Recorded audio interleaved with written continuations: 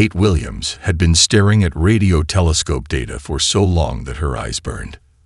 The midnight shift at the Very Large Array in New Mexico was usually quiet, filled with routine observations and the occasional interesting pulsar signal. But tonight was different. The data streaming across her monitors made no sense at all. "Hey Mark, can you check if we're getting interference from any satellites?" She called out to her colleague, who was dozing in the break room. The strange signals had appeared just outside Jupiter's orbit 30 minutes ago, and they weren't like anything she'd ever seen before. Mark shuffled over, coffee in hand. "What have you got?" "Look at this pattern." Kate pointed to the oscillating waves on her screen.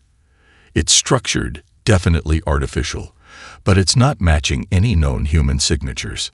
Before Mark could respond, every monitor in the control room lit up with alerts. The source of the signals was moving, and fast.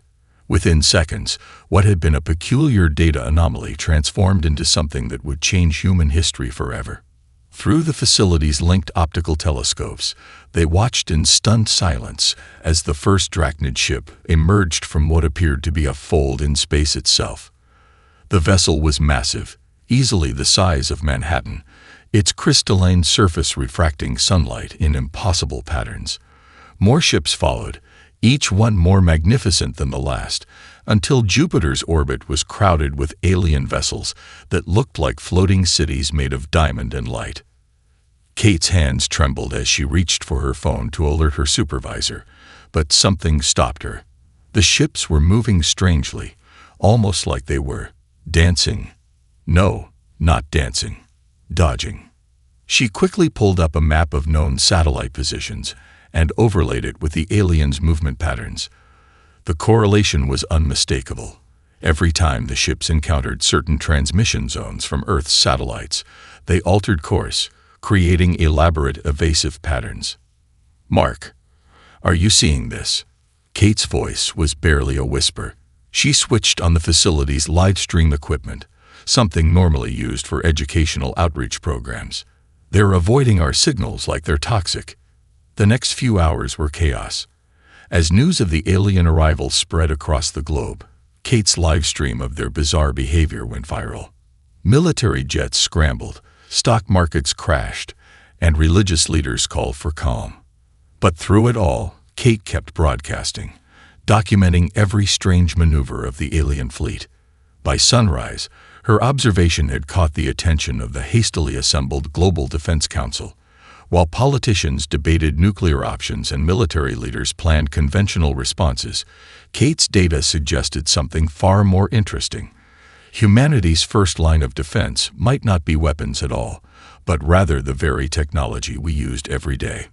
"Look here," she explained to the emergency scientific panel, pointing to a particularly clear example. "When we increased the power of our deep space communications array, this entire section of their fleet retreated almost immediately. They're not just avoiding our signals, they're reacting to them like they're physically painful." As the sun rose over the New Mexico desert, Kate's discovery would prove to be the first piece of a puzzle that would save humanity. But for now, she simply watched through bloodshot eyes as the crystal ships continued their strange dance through space, unknowingly revealing their greatest weakness to a sleepy radio astronomer on the midnight shift. The invasion had begun, but not in the way anyone had expected, and humanity's greatest defense would turn out to be something we'd been building for over a century without even knowing it. Dr. Emily Patterson hadn't slept in 36 hours, but the combination of black coffee and adrenaline kept her mind razor sharp. The Pentagon's underground research facility, hastily converted into the Alien Response Center, hummed with nervous energy as dozens of scientists worked to understand their otherworldly visitors. "Run it again," she ordered, watching as her team replayed Kate Williams' original observations. The holographic display showed the Drachnid fleet's movements in perfect detail, their crystalline ships pirouetting around Earth's satellite transmission zones like dancers avoiding spotlights. Dr. Patterson, Jessica Martinez, her youngest researcher, approached with a tablet. "I think we found something interesting in the electromagnetic spectrum analysis." Emily grabbed the tablet, her eyes widening as she processed the data. The Drachnids weren't just avoiding random signals. They were specifically evading certain frequencies, particularly those in the range of common human communications. "Get me everything we have on their ship movements for the past 12 hours, Emily commanded, her mind racing. "And I want it cross-referenced with every active broadcast source in the solar system." The team worked feverishly, fueled by energy drinks and the knowledge that humanity's survival might depend on their analysis. As data points accumulated on the main screen, a pattern emerged that was so obvious it seemed impossible they hadn't seen it before. "Holy shit," Emily whispered, standing up so quickly her chair rolled backward. "They're not just sensitive to our signals, they're completely vulnerable to them." The room fell silent as she approached the main display. Using her hands, she manipulated the 3D model of the solar system, highlighting the areas where Drachnid ships had shown the strongest avoidance responses. "Look at this. Every time we blast a high-powered transmission in their direction, they don't just avoid it. They recoil. It's like throwing water on a cat." She turned to face her team. "Their entire fleet is allergic to our electromagnetic spectrum." Colonel James Foster, their military liaison, stepped forward. "Are you saying we can fight them with radio waves?" "I'm saying we might not have to fight them at all." Emily pulled up the historical data from Earth's radio telescope network. "Their ships are engineered for silence. Every time they encounter our noisy communications, they retreat. We're not dealing with invincible conquerors. We're dealing with beings who evolved in an environment completely different from ours." To prove her point, Emily directed a powerful burst of focused radio waves toward a small scout ship that had ventured closer to Earth. The reaction was immediate and dramatic. The crystalline vessel spun away from the transmission like it had been struck, its perfect geometric form briefly distorting before it stabilized at a safer distance. "Get me the Joint Chiefs," Emily ordered, her voice steadied despite her exhaustion. "And someone find Kate Williams. Her initial observation just gave us the key to Earth's defense." As her team scrambled to make the calls, Emily stared at the tactical display showing the Drachnid fleet. Their formation, once so perfect and threatening, now looked different to her educated eye. She could see the gaps in their lines where Earth's transmissions penetrated space, the way they clustered in the radio-quiet zones between satellite coverage. "We've been broadcasting our presence across the cosmos for over a century," she explained to Colonel Foster. "What we thought was just noise. Radio, television, cell phones, satellites, has turned our entire planet into an electromagnetic fortress. We didn't build a planetary defense system. We accidentally grew one." The colonel's face broke into a grim smile. "So what's our next move?" Emily took another sip of her cold coffee, her mind already formulating a plan. "We make some noise. A lot of noise. And we show these invaders why they should have done their homework before picking a fight with the noisiest species in the galaxy." The breakthrough had come at 3 a.m., but it would mark the beginning of humanity's most unusual counterattack in history, one where our greatest weapon would be our inability to keep quiet. The captured Drachnid scout ship hung suspended in the massive electromagnetic containment chamber, its crystalline surface dulled under the harsh laboratory lights. Dr. Emily Patterson stood before it, separated only by a specially designed Faraday cage that protected her team from any potential alien countermeasures. "Begin broadcast sequence," she ordered, watching as technicians initiated a carefully controlled radio transmission. The effect was immediate and fascinating. The ship's crystalline structure vibrated in distinct patterns, releasing pulses of light that corresponded to the radio frequencies. "Log that response," Emily called out, stepping closer to the barrier. "And someone tell me we've made progress on decoding their communications." As if on cue, Jessica Martinez burst into the chamber, tablet in hand. "Dr. Patterson, we've broken through their encryption. You need to see this now." The decoded transmissions painted a chilling picture. The Drachnids weren't just another alien race seeking resources or territory. They were self-proclaimed cleansers of electromagnetic noise in the galaxy. Their mission logs described hundreds of civilizations they had silenced, all in the name of maintaining what they called cosmic purity. "They're cosmic librarians from hell," Colonel Foster remarked, reviewing the translations. "They've been systematically wiping out any civilization that produces electromagnetic emissions above their acceptable threshold." Emily's hands tightened on the tablet as she read further. "Look at this. Their entire civilization evolved in the Boots Void, a massive region of space, almost completely devoid of radio waves or electromagnetic interference. They never had to adapt to natural cosmic radiation like we did." The team gathered around a holographic display showing the Drachnid home system, a cluster of perfectly ordered worlds, each surrounded by technology designed to maintain absolute electromagnetic silence. Their ships, their weapons, even their biology was optimized for operation in near-perfect radio silence. "That's why they can't handle our broadcasts," Jessica realized, pulling up comparison charts. "Their neural networks are hypersensitive to electromagnetic frequencies. What we consider normal background noise is like sensory overload for them." Emily walked back to the captured ship, seeing it with new understanding. They've built their entire empire on the assumption that electromagnetic sensitivity equals technological superiority. They never considered that another species might thrive in what they consider chaos. A junior technician interrupted with another decoded transmission, this one from the Drachnid fleet commander to their homeworld. The message was clear. Earth's electromagnetic pollution was far worse than their initial surveys had indicated. Their standard cleansing protocols were failing. "They're calling for reinforcements," Colonel Foster noted grimly. "But look at this part. They can't bring their heavy weapons platforms closer than the Mars orbit because of our satellite networks." Emily couldn't help but laugh at the irony.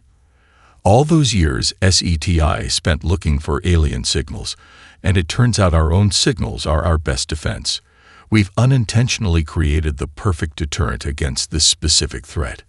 The captured ship pulsed again, its crystalline structure resonating with Earth's background radio waves.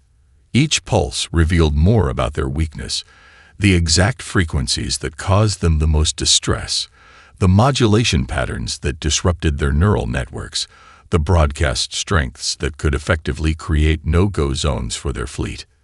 "Their entire invasion force is trapped between a rock and a hard place," Emily explained to the gathering of military leaders and scientists. "They can't approach close enough to use their primary weapons without exposing themselves to debilitating levels of electromagnetic radiation, but they also can't retreat without completing their cleansing mission." She pulled up a tactical display showing Earth's electronic emissions spreading through the solar system like a protective shield. "We've spent the last century accidentally building the perfect defense system against an enemy we didn't even know existed. Every radio tower, every satellite, every cell phone. They're all part of humanity's invisible armor." Colonel Foster studied the display thoughtfully. "So what's our next move?" Emily's eyes gleamed with determination. "We show them why evolution favored the species that could adapt to electromagnetic noise, and then we teach them the true meaning of radio interference." The hidden weakness had been revealed. But, ladies and gentlemen, the world's first electromagnetic defense force is now online. Dr. Emily Patterson's announcement echoed through the converted stadium in Denver, where thousands of civilian volunteers had gathered with their equipment. The scene was unlike anything in military history. Ham radio operators sat beside teenage gaming streamers, radio DJs worked alongside satellite engineers, and countless civilians clutched their modified smartphones and tablets. "Remember your frequency assignments," she continued, her voice carrying across the makeshift command center. "This isn't just random noise. We're creating the largest coordinated broadcast in human history." Operation Babel had begun. Across the globe, similar gathering points had been established. Tokyo's Akihabara district had transformed into a fortress of electronic warfare, with every gaming console and electronic billboard repurposed for defense. In London, the BBC's broadcasting headquarters coordinated a symphony of electromagnetic interference that turned the city into a no-fly zone for Drachnid ships. First wave, initiate broadcast sequence. Colonel Foster commanded from his position beside Emily. The response was immediate and spectacular. Thousands of devices activated simultaneously, each transmitting on carefully calculated frequencies. Amateur radio enthusiasts, who had once used their equipment to chat across continents, now wielded their powerful transmitters like weapons. Gaming servers, repurposed to generate specific electromagnetic patterns, added their output to the growing wave of electronic noise. The effect on the Drachnid fleet was immediate and dramatic. "Look at their formation breaking," Jessica called out, pointing to the massive display showing real-time satellite data. The once perfect crystalline fleet began to fragment as ships desperately sought quiet zones in Earth's increasingly loud orbital space. A Drachnid battle group attempted to push through the electronic barrier above North America. Their massive ships, designed to withstand nuclear attacks, began to shudder visibly as they encountered the wall of concentrated radio waves. The crystalline surfaces that had seemed so beautiful now flickered with disturbing patterns as their crews struggled to maintain control. "They're trying to adapt," Emily observed, watching the tactical display. Second wave, activate your broadcasts. Focus on frequencies 7 through 13. Teenagers who had never imagined they'd be part of Earth's defense now launched their modified gaming console signals skyward. Each device had been reprogrammed to emit specific frequencies that the research team had identified as particularly disruptive to Drachnid neural networks. The alien ship's attempts to push through faltered. Several smaller vessels began spinning erratically, their crews presumably incapacitated by the electromagnetic assault. Larger ships attempted to shield their companions, only to find themselves equally vulnerable to the planet's electronic defense. "Mom," a young technician called out, "we're picking up massive energy spikes from their fleet. They're charging weapons." Emily smiled grimly. "Just as we predicted. All stations, prepare for their countermove. Initiate Protocol Echo." As the Drachnid ships prepared to fire, thousands of Earth's cellular networks suddenly switched to emergency broadcast mode. Every cell tower, every wireless router, every digital billboard added its voice to the electromagnetic chorus. The aliens' weapon charge sequence faltered as their targeting systems encountered unprecedented levels of interference. "Their neural networks can't handle the input," Jessica reported, monitoring the biomedical data from their previous captures. "They're experiencing the equivalent of a massive migraine across their entire fleet." The stadium erupted in cheers as the first Drachnid capital ship retreated, its crystalline surface clouded and distorted. Others followed, their perfect formation now in shambles as Earth's electronic broadcasts pursued them like invisible predators. Emily watched the tactical display with a mixture of pride and amazement. Humanity's primitive technology, the very thing the Drachnids had come to cleanse, was proving to be an insurmountable barrier to their advanced fleet.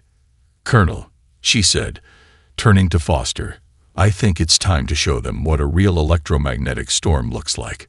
Signal all stations to begin Phase 2. As the orders went out, Emily couldn't help but appreciate the irony. The Drachnids had traveled across the galaxy to silence Earth's electronic noise, only to discover that humanity had unknowingly created the perfect weapon against them. Operation Babel was no longer just a defense strategy. It had become humanity's declaration that the galaxy would have to accept us, noise and all. The streets of Chicago hummed with electromagnetic energy as Dr. Emily Patterson watched the Drachnid ground forces materialize in Millennium Park. Their crystalline drop pods crashed through the morning fog, each one containing what the aliens considered their elite shock troops, warriors specifically shielded against Earth's electronic defenses.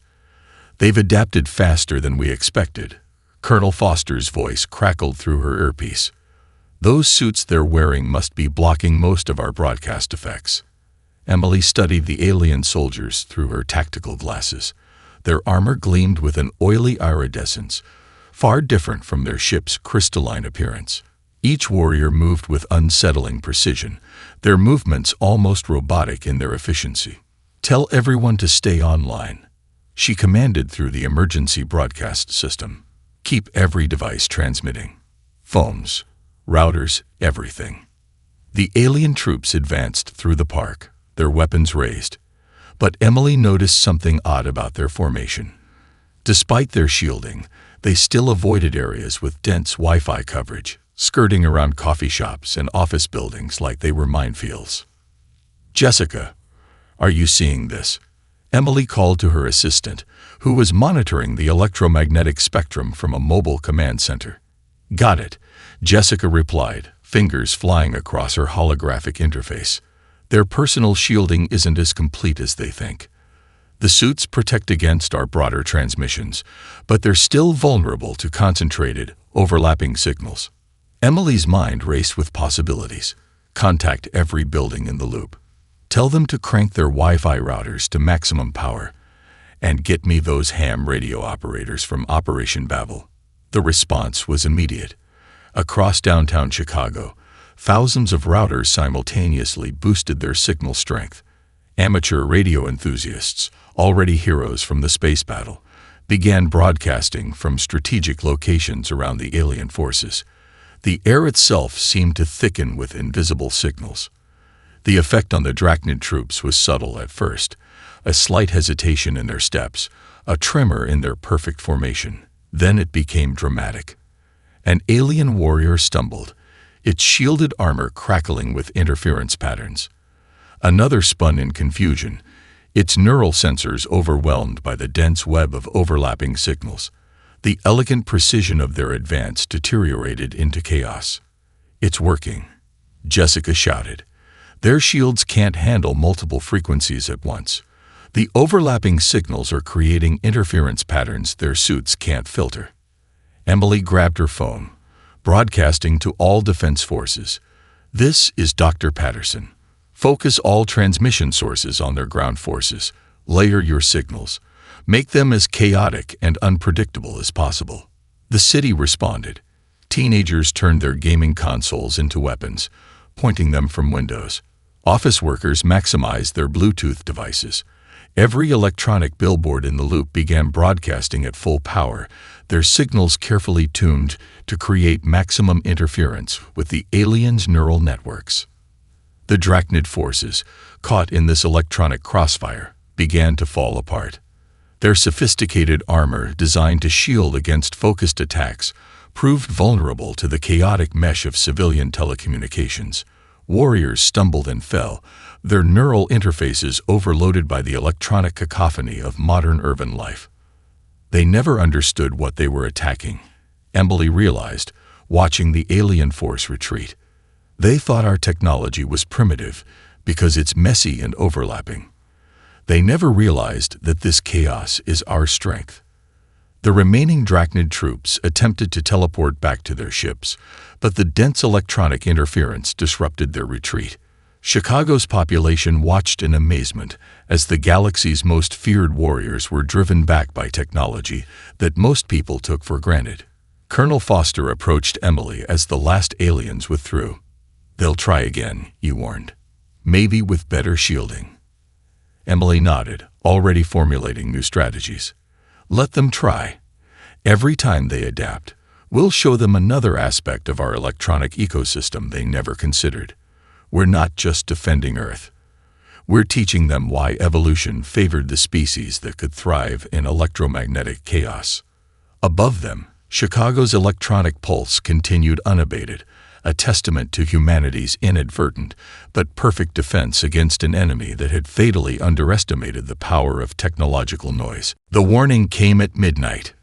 Multiple energy signatures detected. Jessica's voice cut through the quiet of the command center. "They're charging something massive, unlike anything we've seen before." Dr. Emily Patterson rushed to the main display, coffee cup clattering to the floor. The Drachnid fleet had repositioned itself in a perfect geometric pattern, their crystalline ships forming a vast array aimed directly at Earth. Energy readings were off the charts. "They're going to try to knock out our power grid," Emily realized, her blood running cold. A massive electromagnetic pulse to silence us all at once. Colonel Foster immediately activated the Global Defense Network. All stations, this is not a drill. I repeat, this is not a drill. Initiate Protocol Omega. But Emily held up her hand. Wait, look at the energy pattern. The massive buildup of power in the Drachnid fleet wasn't following expected parameters. Their ship's crystalline structures were vibrating at frequencies that made no sense. Unless... Oh my God, Emily breathed. They don't understand our electromagnetic spectrum at all. Their weapon is going to create a feedback loop with our existing broadcast network. She rushed to her console, fingers flying across the holographic interface. All stations maintain current broadcasts but modulate to these new frequencies. When their pulse hits, it's going to amplify our signals instead of canceling them. The Drachnid weapon fired. A visible wave of energy rippled across space, distorting light itself as it approached Earth. Military commanders worldwide held their breath, expecting devastation. Instead, something extraordinary happened. As the alien pulse encountered Earth's sphere of electromagnetic broadcasts, it didn't cancel them out, it merged with them. The energy was caught in the complex web of human communications, amplified and reflected back toward the Drachnid fleet. Their own weapon, Jessica gasped, watching the readings spike. It's creating a resonance cascade with our broadcasts. The effect on the alien fleet was catastrophic.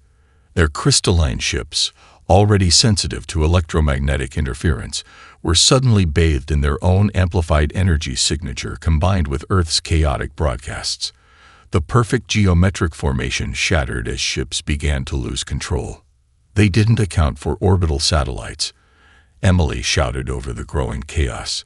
Every satellite is catching their pulse and bouncing it back, multiplied by our own signals. The command center watched in awe as the tactical display showed the cascade effect spreading through the Drachnid fleet. Ships spun out of formation, their crews overwhelmed by the electromagnetic maelstrom they had inadvertently created. Listen, Jessica called out, routing an intercepted transmission through the speakers.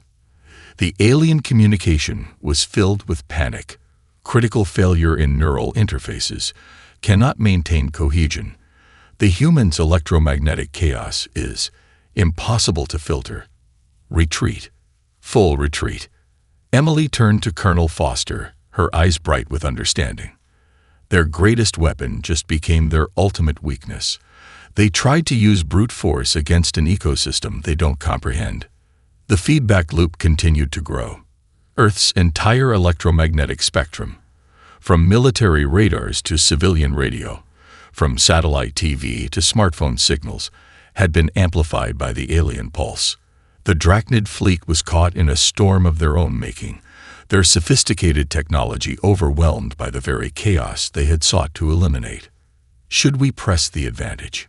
Colonel Foster asked, watching the aliens struggle. Emily shook her head. We don't need to. They've just learned that trying to impose order on our electromagnetic spectrum is like trying to silence a hurricane. Let them retreat with that knowledge. Across Earth, civilians watching the event through various devices witnessed something unprecedented. The mighty Drachnid fleet, which had arrived with the intention of cleansing their world of electronic noise, was being driven back by that very same noise, amplified by their own desperate attack. As the aliens retreated in disarray, Emily couldn't help but smile at the irony. The Drachnids had tried to use electromagnetic energy to silence Earth, only to discover that humanity had spent a century building an ecosystem that could turn such energy back against them. It wasn't just a victory. It was a vindication of human technological evolution itself. Dr. Emily Patterson stood before the hastily assembled Global Defense Council, her voice steady despite her exhaustion. On screens behind her, the remnants of the Drachnid fleet hung in disarray near Mars orbit, their once perfect formation now a scattered mess of damaged ships. Ladies and gentlemen, we have an opportunity to end this invasion once and for all, she announced. Our analysis of their neural patterns suggests that certain combinations of Earth's broadcasts can create what I call a symphony of disruption.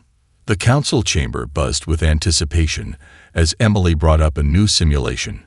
We've discovered that layering specific types of human broadcasts, everything from emergency signals to pop music, creates an unbearable cacophony for their neural architecture. Jessica stepped forward, pulling up data from their captured scout ship. Their brain structure processes electromagnetic signals as a form of sensory input. What we're proposing is essentially a sensory overload on a massive scale. Colonel Foster, now sporting a week's worth of stubble, leaned forward. You're talking about broadcasting everything at once. Not quite, Emily corrected. We're talking about orchestrating our planet's electromagnetic noise into the most disruptive pattern possible. Think of it as turning Earth's chaotic broadcasts into a weapon they can't defend against. The plan was unprecedented. Every broadcasting station worldwide would need to coordinate. Radio astronomy facilities would redirect their arrays. Even civilian devices would play a role, their signals carefully timed to create maximum interference. Begin transmission in 3, 2, 1. The attack started subtly. First, emergency broadcast systems worldwide activated, their distinctive signals creating a baseline disruption. Then came layers of civilian broadcasts, radio stations, television signals, satellite communications. Each new layer was precisely timed, building upon the last. The effect on the Drachnid fleet was immediate and devastating. Their ship's crystalline structures are resonating with the combined frequencies. Jessica reported, watching the sensor data. The overlapping signals are creating interference patterns their neural networks can't process. Through their monitoring systems, they could intercept fragments of Drachnid communications. The aliens' perfectly ordered minds were overwhelmed by what they perceived as an impossible chaos of signals. Their attempts to filter or block the transmissions failed as new frequencies were added to the mix. A massive Drachnid battleship attempted to push through the barrier of signals. Its crystalline surface began to pulse with disturbing patterns as the crew inside struggled to maintain control. Then, in a spectacular display, the ship's perfect geometric form distorted, its surface clouding over as the crew succumbed to the electromagnetic assault. "They're breaking," Colonel Foster announced, watching the tactical display. "The entire fleet is losing cohesion." Emily watched as humanity's electronic chorus reached its crescendo. Old television broadcasts merged with digital signals. Emergency alerts blended with radio chatter. The entire electromagnetic spectrum of human civilization had become a weapon, driving back an enemy that had fatally underestimated the species they'd come to silence. "Send the final message," Emily commanded. Every broadcasting device on Earth, from military transmitters to civilian smartphones, synchronized for one massive burst of coordinated transmission. The signal carried a simple message, repeated in the Drachnid's own language. "This is humanity's song. Try to silence it at your own peril." The remaining Drachnid ships, their crews unable to withstand the overwhelming sensory assault, began a hasty retreat. Their perfect formation was gone, replaced by a chaotic scramble to escape Earth's overwhelming electronic presence. As the alien fleet fled past Mars' orbit, Emily turned to the assembled council. "They came to silence us because they thought our electromagnetic emissions were a sign of primitive chaos. Instead, they learned that this chaos, this beautiful, complex web of human communication, is our greatest strength." Colonel Foster nodded solemnly. "They'll tell others about this." "Good," Emily replied, watching the last ships disappear into deep space. "Let them spread the word. Earth isn't just another noisy planet to be silenced. We're the species that turned electromagnetic chaos into an art form, and we're here to stay."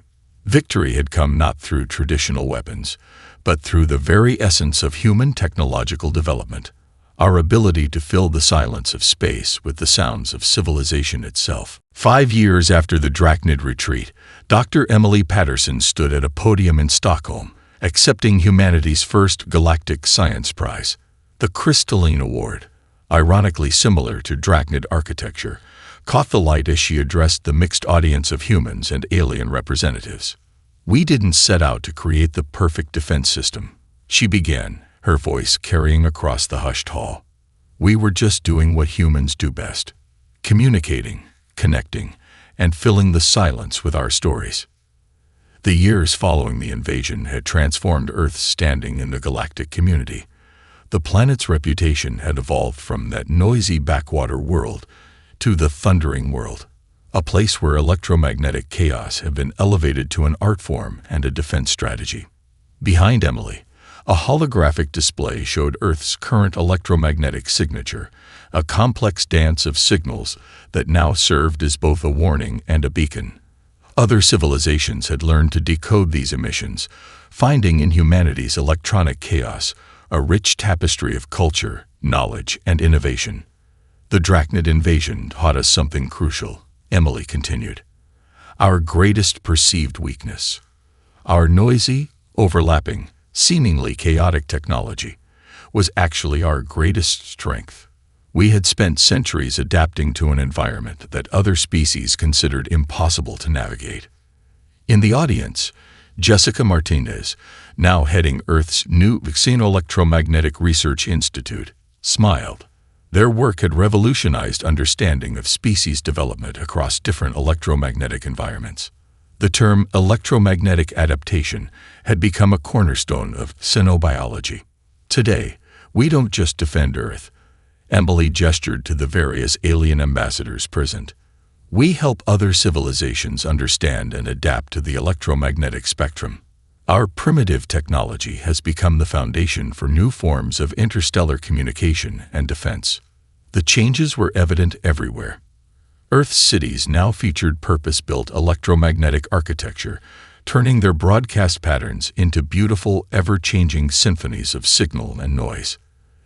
The old Very Large Array where Kate Williams had first spotted the Drachnid fleet had been transformed into a combination defense system and art installation, its dishes creating patterns in the electromagnetic spectrum that were both functional and aesthetically pleasing. Colonel Foster, now General Foster, watched from the front row as Emily unveiled their latest project, a galactic warning system based on Earth's electromagnetic signature. The system would help identify and protect emerging civilizations whose electronic emissions might make them targets for species like the Drachnids.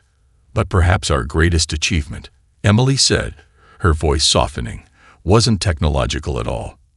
It was the reminder that evolution favors adaptability over perfection. The Drachnids sought absolute order in the cosmos, but we showed them that chaos, controlled chaos, can be a source of strength." She held up her award, letting it catch the light.